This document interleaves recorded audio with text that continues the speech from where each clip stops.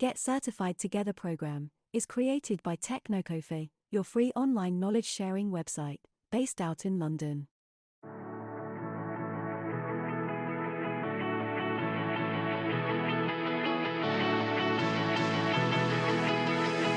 And same goes for business continuity planning. So we are planning for business to continue.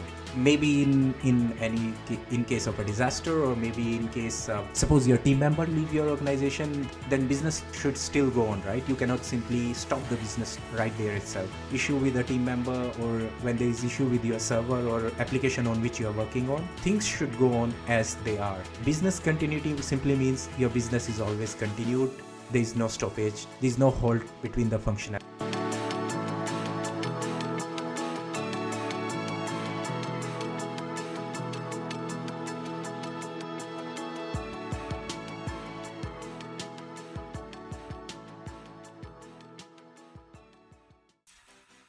Hello, good morning, good evening, everyone. Welcome again in another episode of the Get Certified Together series. This is episode number 23 for the program and episode number 8 for specifically the CCSP series. Now, before we dive into today's topic, the reason why there was no episode last week was my website was actually due on renewal, and I had to pay another I guess around £100 to make it run for another one more year. So I was confused whether should I really be investing money again in building up and keep running that website. If you haven't checked that out so far, then you can go check that out, technocoffee.com. For first year, of course, I got some discount from both my domain provider as well as WordPress. So my website is actually running on WordPress. I got discount from both of the parties, and it was okay for first year, but you can assume if there is no revenue, if there is no input or intake from anywhere, then of course I am simply putting my money in something. But this project for website which I started was my kind of a dream project. This is something which I started and which I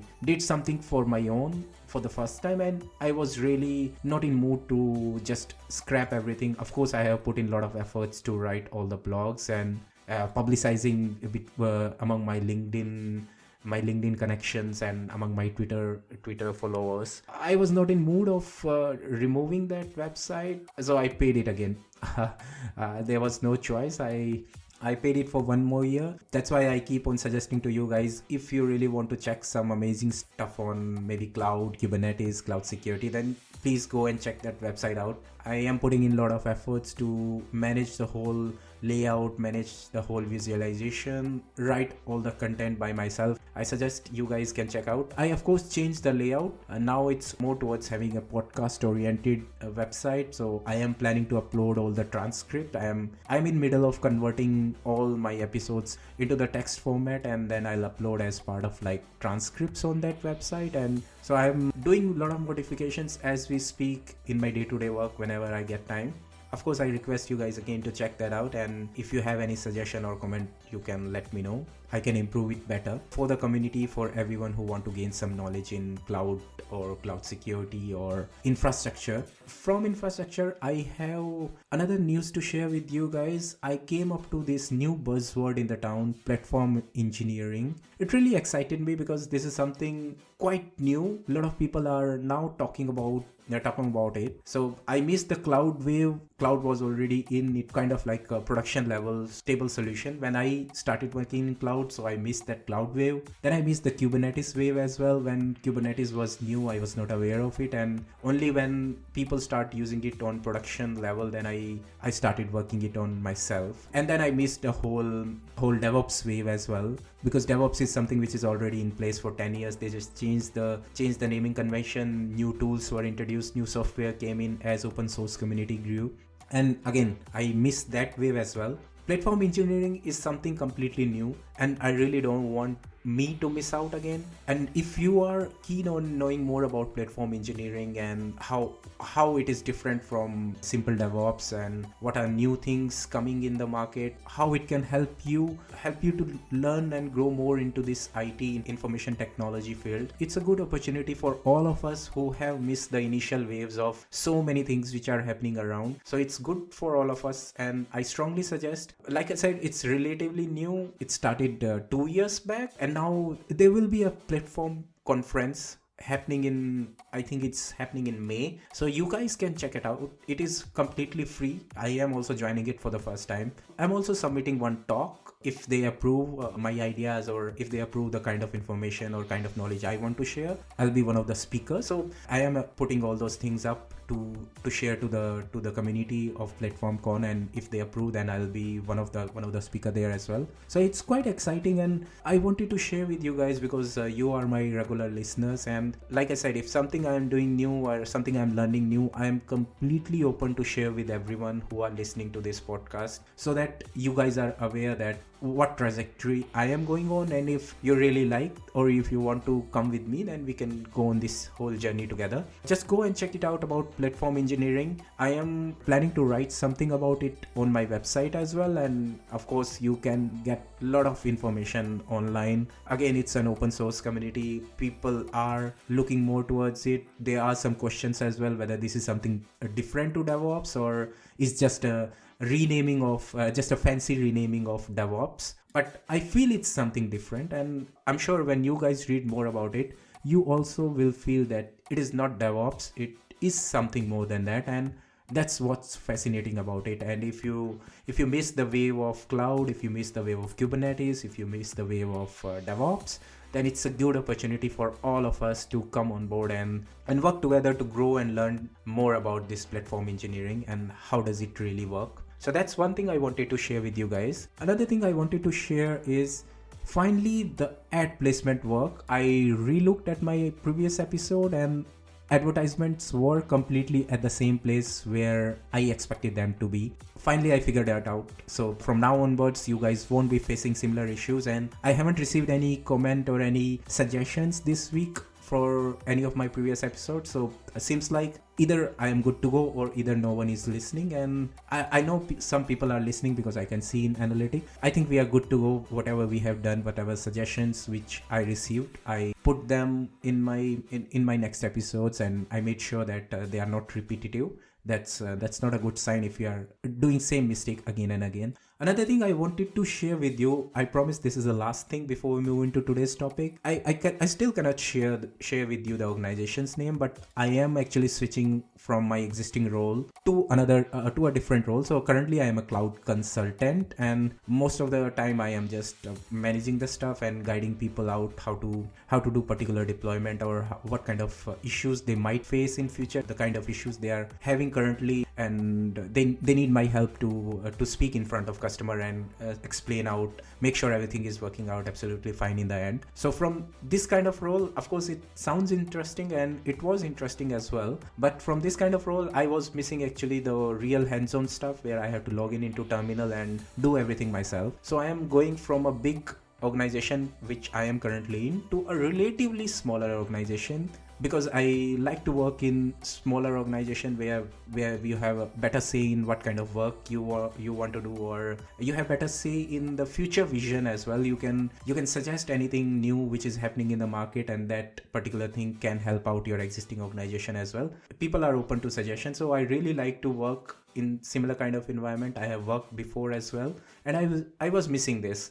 And I am moving is something similar in my next role, and from Feb onwards I will be working there. Of course, I will be based out in United Kingdom only, so my time zone, my household, everything will be same, and there won't be any delay or any unexpected scenario where I have to stop my podcast episode because I am shifting my household. If you recall, I have done it during CompTIA when I was coming from Singapore to UK, but now it won't happen because I am staying in the same place. Only thing is I have to travel all the way from London to Cambridge once or twice a month. So that all depends, and I will share, of course, with you guys all the information once I be there. I have my first hand experience, how it feels like, and what new things I am doing in, and of course I will share everything with you. I'll keep you guys posted in this podcast channel only how things are working out there. Alright, now it's I think good time to dive into today's topic. And before today's topic, this is the advertisement break I was talking about. Let's wait for advertisement to run through, and then after this advertisement we can start our podcast episode. Alright, welcome back. So before we start today's topic, let me just run through the syllabus. So by now you must have downloaded CCSP DCO file from the Cybex document which I told you guys about. If not, then get the syllabus from ISC Square website, get that PDF. It is very important because we can actually see what topics we have covered already and what things are still pending for us. So for domain 1, we have already understood about cloud computing concept. We know by now about cloud reference architecture as well, different kind of service models, different type of cloud deployment type, cloud deployment models, different building blocks of cloud technology. We have understood about security concept relevant to the cloud computing. So we have covered cryptography and key management system, access control, data and media sanitization, network security, virtualization security. Last week we covered about common threats. So if you recall, common threats are data breach or data access, someone trying to hack into your data, someone trying to breach into your data, or someone causing your data to lose altogether. Then of course, malicious insiders, distributed denial of services. So there are a lot of common threats which are quite relevant to the cloud computing, and if you want to be a cloud security professional, you need to understand about those threats as well. So we have covered everything, and if I try to visualize to you guys, me as a cloud security architect or you as a cloud security architect by now have understood about cloud computing concept. You know how many different ways a cloud can be deployed or how many different ways any cloud user can avail cloud services. Now you also know about different type of security concepts related to cloud computing, what you need to know, what you need to make sure that you are covering when you are trying to understand or trying to anticipate any risk or any threat associated with your cloud computing solution or with the organization's cloud solution. So you are by now aware of security concepts related to cloud computing as well. Also, we covered last week about secure data lifecycle. So we by now know that data is one thing which we have to make sure that it's always secure, and to make sure that this particular part is always covered, you need to know about data lifecycle. You need to know which data is to be created, how it is stored, how if it's not required, how we can archive it, how we should transfer it from one location to another, because everything is connected these days. Application run on different, maybe on your mobile device, application is running which is storing your data onto the cloud. Any file you are uploading on your OneDrive from your laptop is actually going to OneDrive cloud location outside, maybe in Azure or Microsoft data center. So everything is running on cloud, and you need to send data from one point to another point A to point B, and we need to make sure that that particular channel is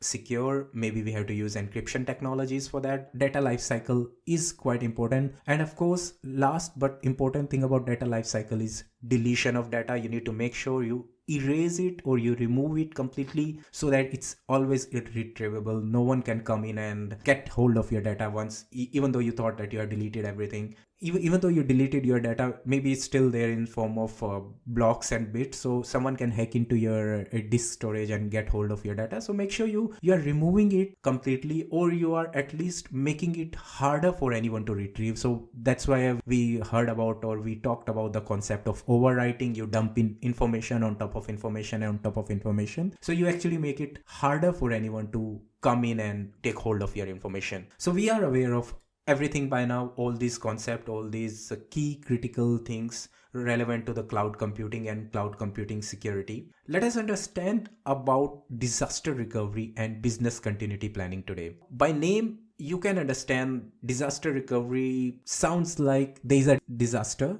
and you are trying to recover something. Simple definition, right? From the name itself. I'm not going in detail, or I'm not going in technical terms, but that's simple plain English. And same goes for business continuity planning. So we are planning for business to continue. Maybe in case of a disaster, or maybe in case suppose your team member leave your organization, then business should still go on, right? You cannot simply stop the business right there itself. Issue with a team member, or when there is issue with your server or application on which you are working on, things should go on as they are. Business continuity simply means your business is always continued. There is no stoppage, there is no halt between the functionality or day-to-day work. So let us start with BCP, or business continuity planning, first. Now, BCP is a risk management strategy. It is built to ensure organizations function responsible for driving its business continue to work in unexpected events. Like I said, your team member left the organization, or maybe your application is down. The location where your server are, there is a physical or natural calamity there and your whole data center is down. You need to make sure that business still keep on continuing. So it is a risk management strategy. You're not directly ensuring that your information is secure. You're not directly ensuring that attackers cannot attack you. BCP is not a cyber security, or it's not an information security strategy. It is a risk management to make sure your business keep on continuing.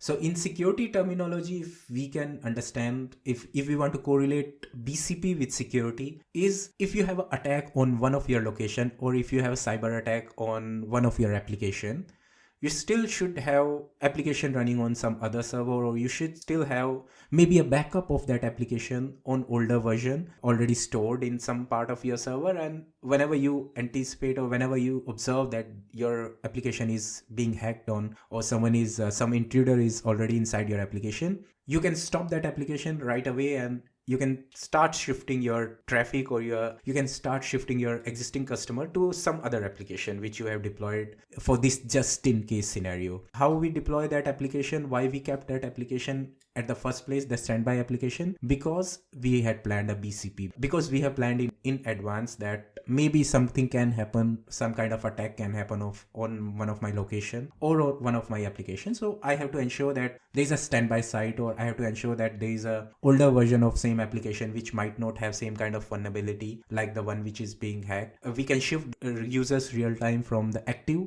to that standby site, or to that standby application deployment. This whole strategy is part of BCP, and that's the role of BCP in cybersecurity, information security, or cloud security.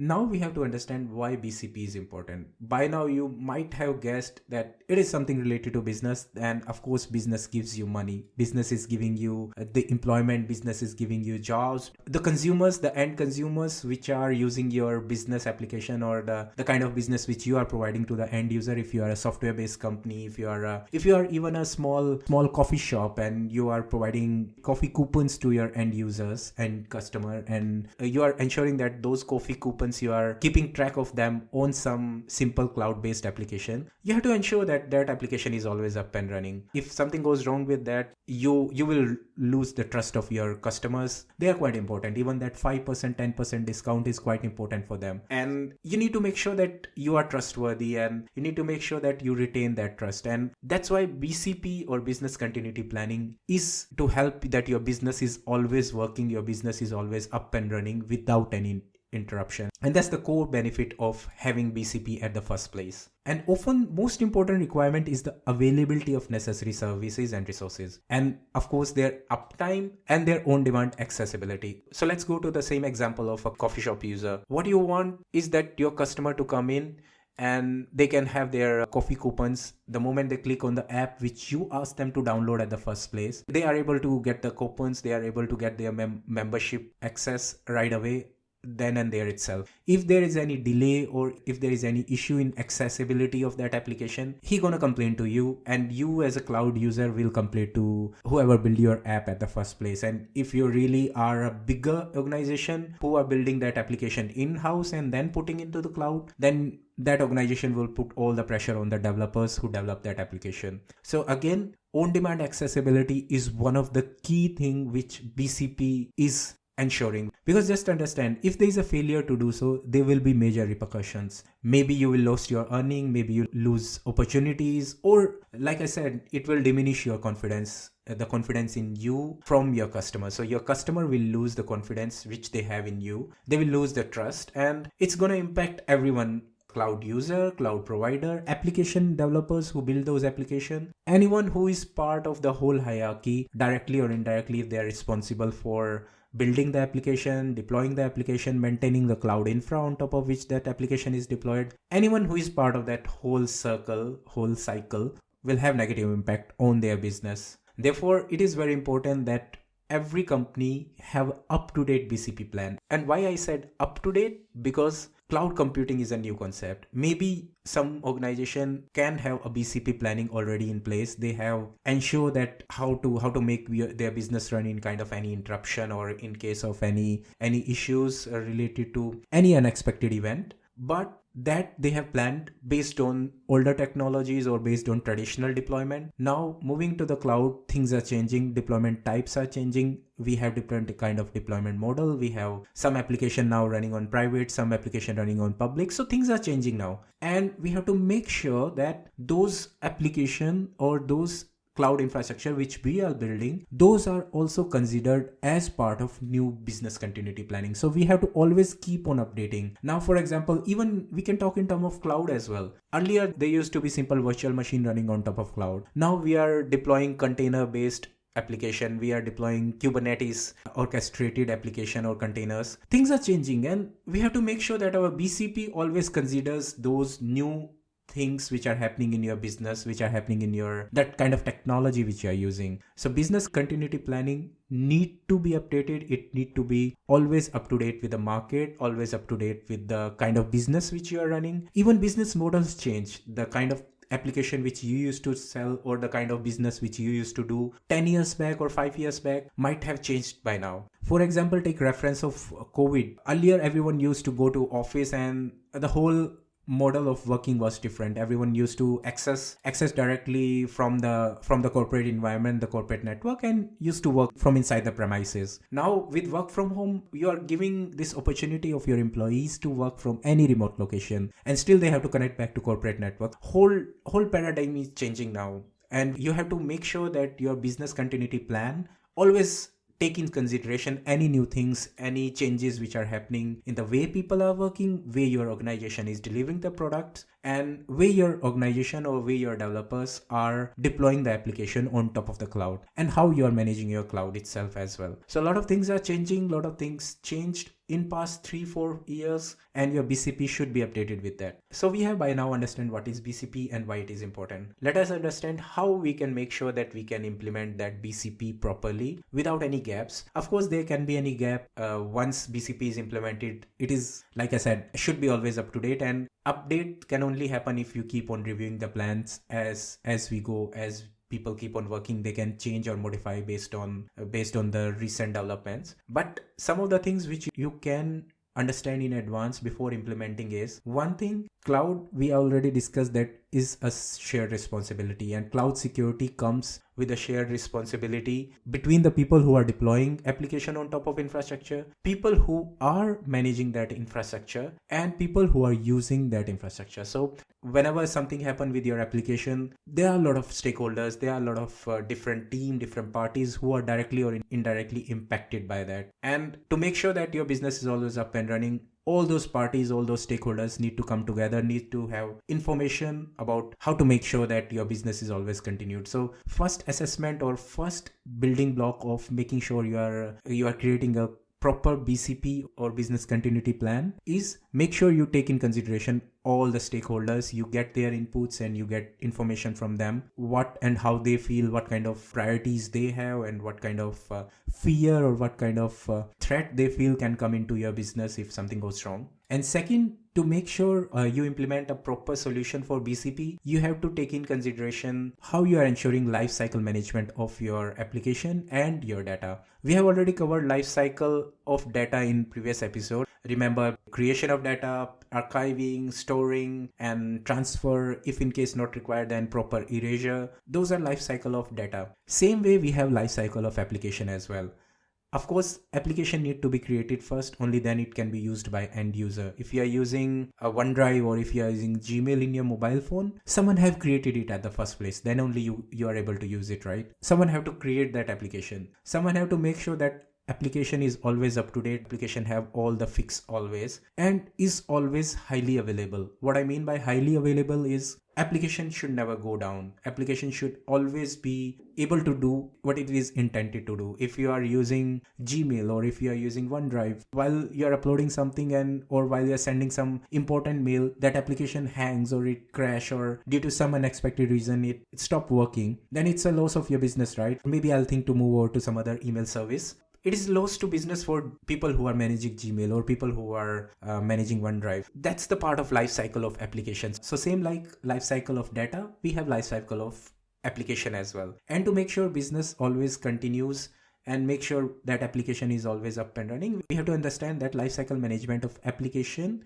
is equally important as lifecycle management of data. So again, this will come in form of maybe taking regular backups, maybe having a proper migration strategy in case your one application, in case your one particular application goes down on one particular site, then you should be able to either switch it over to another site or redeploy to another site, or maybe simply migrate the traffic from the existing down site to the standby active site. You can have a lot of different ways to create strategy for that. That is not actually the part of CCSP, but you should understand in the terms of business continuity how you can ensure your application or your data is always up and running, always accessible. And last but not least, when I say business is getting impacted or business loss is happening to any organization, it have implications in terms of revenue loss. And of course, if I am a cloud user, I am facing revenue loss because application which I asked my cloud provider to host, that application is not accessible by any reason,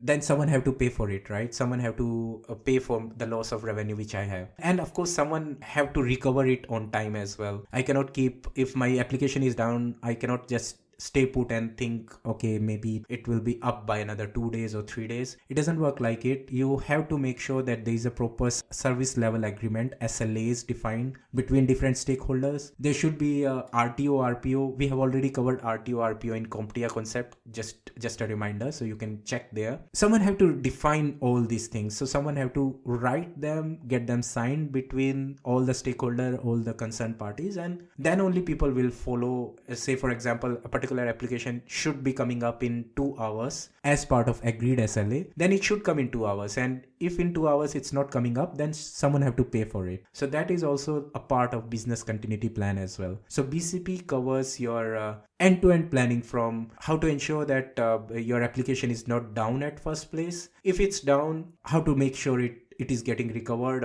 and if it's still not getting recovered in a particular time period, then who should be penalized for it, or who should be bearing loss for the revenue or loss of the income or profit. Wow, BCP seems like a big topic. I thought BCP is quite small, but there are a lot of things to cover in it. Let us understand about disaster recovery now. While BCP is the strategy to keep business continuity, disaster recovery is framework to recover lost application or data. We have created the plan from business continuity planning, but we have to make sure that if by any chance or due to some unexpected scenario, application goes down or your data is lost, we have to retrieve it, or we have to shift maybe our existing user to a standby site, like I said, from active site to standby site. That all concept of migration or make sure that you recover your lost application is part of disaster recovery. So like I said, in plain English, there is a disaster and you are trying your best to recover from that disaster. So that's disaster recovery. And of course, you have different strategies for that. You can create an active standby site. You can create a hot way of deployment where you have 2 active sites. You can create a warm way of deployment where you have active and standby. So there are a lot of multiple things by which we can actually plan our disaster recovery. We can maybe put load balancer in front of our application. We can, for data, maybe we can start putting our data replicas into another site, maybe completely another physical location or completely another region of the cloud. So there are a lot of ways in which we can ensure that our data, which is impacted, our application which is impacted due to a disaster, is able to recover after some time. Of course, there will be some time. Maybe it will take 1 hour, maybe it will take 30 minutes, depend on the kind of impact you had for that disaster at the first place and what kind of strategy you had put in place in advance to make sure that disaster recovery time period is less. But there will be a time gap, there will be some loss of business, but at least we'll be able to recover from the disaster which happened at the first place. Alright, moving on from disaster recovery and business continuity, let us understand about cost benefits. Now, cloud computing have cost benefit, we know by now, right? One of the primary reasons we went to cloud computing based deployment is to save cost. If you recall, I told you that we can share the workloads, same server can support different applications together, multiple users or multiple tenants can come in and deploy their workloads transparent to each other. So all these are benefits of the cloud, and those cloud benefits are actually in terms of cost, are actually in terms of money which anyone have to put into their solution or put into their deployment at first place. The upfront cost for any organization to deploy anything or any solution from scratch is too much for any organization to be up. Reason why I say it's more critical than ever now because of environmental. You won't find this particular logic anywhere, but why I feel it is more important than ever now is we all know that because of environmental concerns, there are regular questions being raised about running any server on your own premise, because you have to give that server additional cooling. You have to purchase that server at the first place. So you have to build those server. After 4 or 5 years, those servers need to be replaced and will be replaced by new server, advanced server. All server will be scrapped. And it is quite a big environmental overhead if you think from the perspective of from an environmentalist or simple human means. And it's similar to like everyone having their own car. Why we always receive this kind of guidance that more often you should travel with public transport so that you can share the effect on environment. You, instead of using your own car for everything, try to use public transport. And actually, if you think over it, it's quite similar to what we are having in terms of cloud deployment as well. So if everyone build their own infrastructure, they have to manage it, they have to build the whole cooling system around it, they have to make sure that power is there to keep those server up and running. Instead, if you all share together a common data center, then you're kind of like saving the environmental overhead. You are making sure that you are doing little from your side as well to save the effect on environment. Maybe people have a logic from other side as well. AWS and Azure data centers are getting bigger and bigger now, and they also have an environmental overhead, of course. But we have to find a middle way. Then we cannot means every side have their own pros and cons. What I really want to say is it is more expensive now than ever to deploy and create your own infrastructure or to manage your own infrastructure. Of course, cost is rising. Initial purchase cost is there. You need a team for everything to ensure that someone is there, some engineers are there to build that infrastructure from top to bottom for you guys. So it is a big ask for any organization to build everything on their own. And that's why cost benefit analysis is very important. Now, question might come into your mind, how cost benefit analysis is maybe related to cloud security. Why we are studying about cost benefits in cloud security. This is what my logic is. Reason why they put this particular topic into this cloud security documentation or cloud security CCSP exam syllabus is a cloud security architect should know why the cloud is deployed at the first place and what kind of benefits it is giving at the first place. And cost is one of the key benefit. We all know that. A security architect or security team have big power in their hand. If they tomorrow decide that some server or some particular part of infrastructure or some particular part of network is not secure, is having a risk and should be removed or should not be there at the first place, they can take this up to the higher management. And of course, with bigger and bigger security risk we are having these days, management might think over to maybe move from cloud-based deployment back to the traditional way because cloud is not secure. Maybe they can come up to that logic. I'm not saying it happens, but maybe it can come. So from cloud security architect point of view, they have to understand that why we went to the cloud at first place, what kind of additional cost benefit or what kind of additional maybe resourcing benefit it gave to any users at the first place. And you cannot scrap those things, those benefits right away. You have to think over to find better solution to secure your infrastructure, secure your cloud computing solution instead of scrapping that thing. So that's why it is important to learn and know about cost benefits. Now let us discuss about the supporting point of the cost benefits. By now you might have guessed what are these, but I'll just run through with the pointers which I have actually noted while I was studying myself. Of course, lesser time to deploy and fix things. In cloud-based deployments, you need lesser time to deploy and lesser time to fix the things at the first place. There is no need to visit the infrastructure facility. There is no need to visit the data center. You can do it with the help of cloud service provider and they can do for you. There is more concentration on building business value application instead of focusing on management of the infrastructure. So again, it comes to the same point. Instead of hiring engineers who maintain your infrastructure at first place, you can hire the people who are only working on application. So maybe I am an infra engineer, by the way, and it's against me, but I completely understand. If I'm not required, if I'm not managing anything in-house of an organization, then that organization instead of me will hire someone who know the application and who can build the application which is giving a real revenue to them. They will hire the expert for that particular domain instead of spending money on me or any engineer who is building the infrastructure. So that's one of the advantage or one of the benefit as well.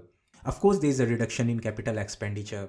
If you don't know capital expenditure, it is the upfront cost which we have to to invest to buy anything. Maybe we have to buy server, we have to buy cables, we have to buy network equipments. Those are capital expenditure. And now because you are moving to a cloud-based model, you don't need to buy anything at the first place. You need to only pay as you go. So if you recall that model, pay as you go model, it is connected to this part. So the points which I have covered, it will give you guys a fair idea of cost benefit analysis. And like I said, even though it seems unrelated with cloud security concepts, as a cloud security architect, it seems relevant because you should know at the first place why your company or why the organization for which you are working on is using cloud deployment models. It's not something you can tell them that this particular thing or this particular deployment is not secure, so just scrap it. It cannot work that way. So you need to understand what kind of cost benefit this particular design or this particular cloud service deployment give you. All right, seems like this episode is getting a bit longer, but anyhow, I am doing it after 2 weeks. So let me quickly cover one more topic today before we end this episode. I was giving you a hint about that topic in from past 2 episodes. This is about security consideration anyone should take when they are working on a particular cloud service model. So if you recall, there are three common cloud service model: software as a service, infra as a service, and platform as a service. Today I'm only gonna cover about infrastructure as a service, and in next week episode I will cover about platform as a service and software as a service.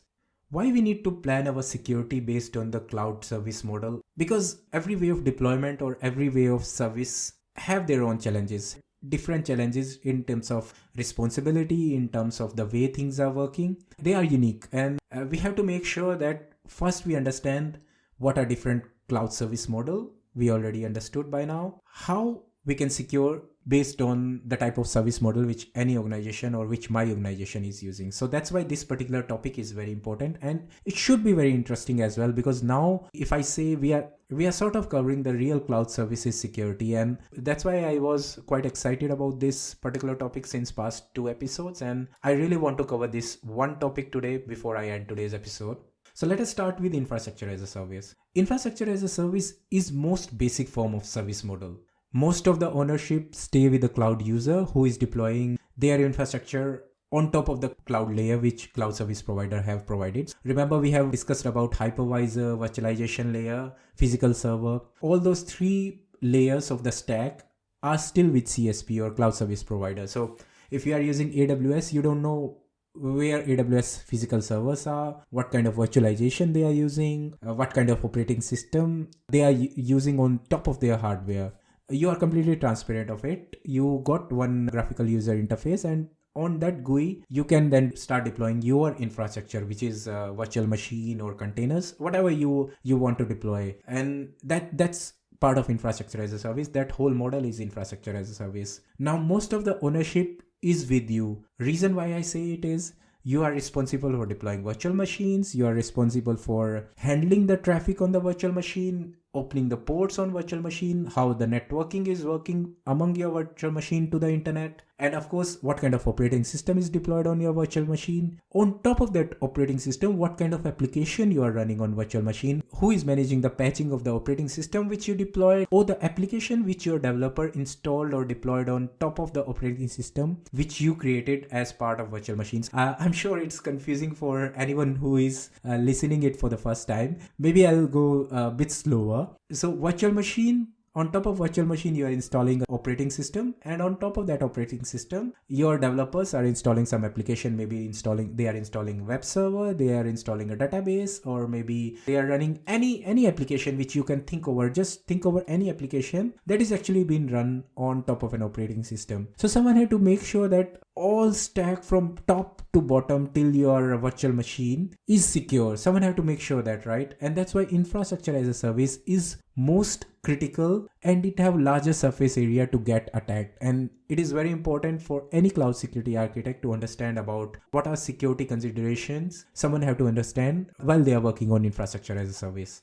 So let's start from the bottom of the stack. Very first security risk comes on in IaaS on hypervisor level. Now you might ask, hypervisor level, I just now told you guys that it is something which is managed by CSP. Why you as a cloud user should be concerned about it? Because cloud security is a shared responsibility, and if someone is using infrastructure as a service, cloud security team should be aware that there might be a risk associated with a real hypervisor which is deployed and which your virtual machines are using. So you cannot simply think and stay put like, I have make sure VM is secure, I have make sure that top layer is always secure, then I'm okay with it. Cloud security again is a shared responsibility model, and you need to make sure that CSPs are doing their part. And how you will make sure that CSPs are doing their part? If you ask them about how you are ensuring your hypervisor security, if you know at the first place what kind of risks are associated on the hypervisor level itself. Like I said, it is slightly tougher to go all the way down to this layer and hack into the system, because like it is transparent for you. You cannot go into AWS system. Of course, it is bit tougher for any attacker or intruder to directly attack hypervisor, because this is something he is also not directly have any interface with. He is also not aware. But there are chances that someone can still go and hack into that hypervisor layer. And just remember, if they are able to hack into this particular hypervisor layer, then implications are larger, because now all the virtual machines deployed on top of hypervisor can be impacted and can be hacked into if you have access to the base layer on top of which VMs are installed. So that's why hypervisor layer is important. Even though if you are coming from a cloud user perspective, it might not concern you directly, but you should be aware of how hypervisors are secured and what kind of security risk are associated with the hypervisor. So some of the things which I can think of is maybe the drivers which are installed on the hypervisor or the physical server are not up to date. Maybe the host operating system which is installed on hypervisor on top of which you are installing your application or your virtual machine. Maybe that host operating system itself have some CVEs or some vulnerabilities associated with them. So all these things can actually be can actually be covered as a security risk to your hypervisor, and you should be aware of them. You should know that attack can come from that side as well. If you are a security architect, you have to observe and think from where attacks can come, and hypervisor is one of the way from where attacks can come. So that's why it is important to know about hypervisor based security and how CSPs are ensuring that hypervisor is secure. Other targets for IAS models include exploiting or attacking virtual networks connecting different virtual machines. Your virtual machines are a virtual infrastructure, but they in turn are connected with each other. They have to communicate, they have to send traffic, they have to send data between one point to another point. And of course, they are connected to internet as well. For maybe if you are running a web application on top of your VM, then that web application need to have an internet connectivity. And how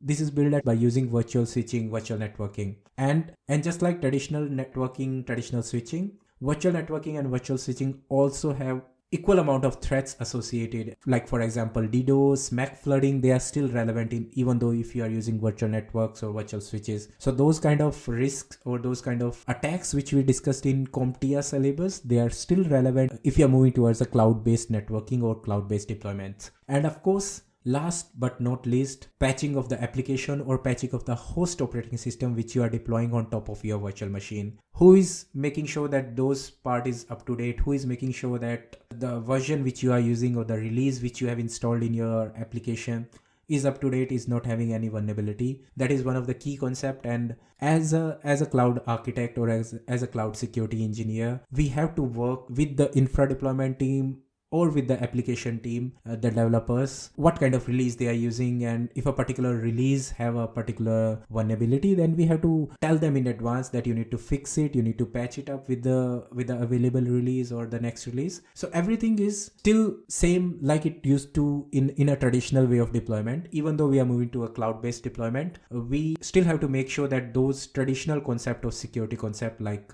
network security, access control, patching, they are still relevant. And they still need to be there if you want to understand about security consideration for infrastructure as a service. I think today's episode was a bit longer, but that's all for this week's episode. I hope we get something new to learn this week. Let us revise the concepts again before upcoming episode so we can have better understanding of today's topics. In my next episode, I will starting with revising what we did till now and next topic of the course, including security risk for platform as a service, software as a service, and about certifications. Boring topic, I really don't like it. I really didn't like it while I was covering for CompTIA as well. But we have to understand what are different type of certifications, what are different type of organization standards which are relevant and which are which any organization or which any cloud security architect have to make sure that they know about it, they are aware about it. For example, HIPAA, PCI DSS, GDPR, they are quite relevant even though we are moving from traditional to cloud-based deployment.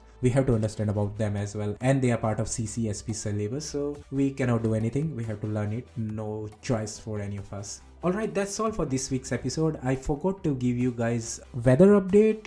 In London it's back to -5. I'm not really sure what is happening here, but back to cold and back to winters. Anyhow, if you are living in sunshine area, then enjoy the sunshine. We are missing it a lot, and if you can, please invite me.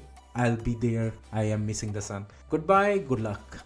Thank you for listening to Get Certified Together. If you loved our content, then please like and subscribe from your favorite podcast platform so you don't miss the notification for our next episodes and announcements.